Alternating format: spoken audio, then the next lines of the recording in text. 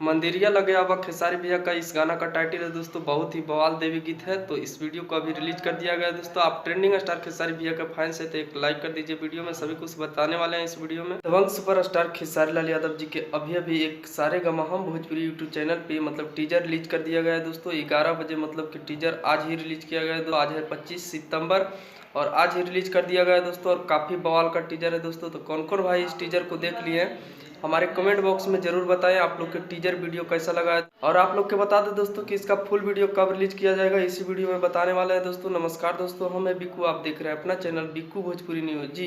तो आप लोग के बता दें दोस्तों कि इस गाना का फुल वीडियो रिलीज किया जाएगा, जिस गाना का टाइटल है मंदिरिया लगे आवा, जो कि काफ़ी कमाल का गाना है दोस्तों। और फुल वीडियो रिलीज किया जाएगा सारे गमा हम भोजपुरी चैनल पे 27 सितंबर को जी। यानी कल ने परसों आप लोग के फुल वीडियो देखने को मिल जाएगा सारे गमा हम भोजपुरी चैनल पे। 27 सितंबर को सुबह मतलब देखने को मिल जाएगा दोस्तों फुल वीडियो सारे गमा हम भोजपुरी चैनल पे, जो कि काफ़ी बवाल वीडियो है दोस्तों। और महंगी बजट के वीडियो सारे गमा हम भोजपुरी चैनल पे रिलीज होता है दोस्तों, आप लोग को पता है।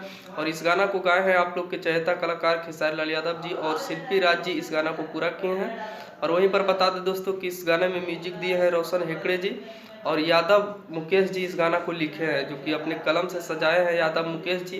तो काफ़ी अच्छे गाने लिखे हैं दोस्तों और काफ़ी मस्त गाना होने वाला है।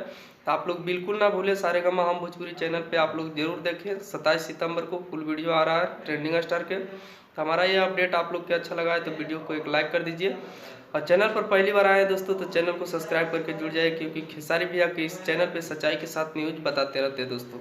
धन्यवाद दोस्तों, फिर मिलेंगे अगले कोई बवाल खबर के साथ। तब तक वीडियो को लाइक शेयर कर दीजिएगा दोस्तों।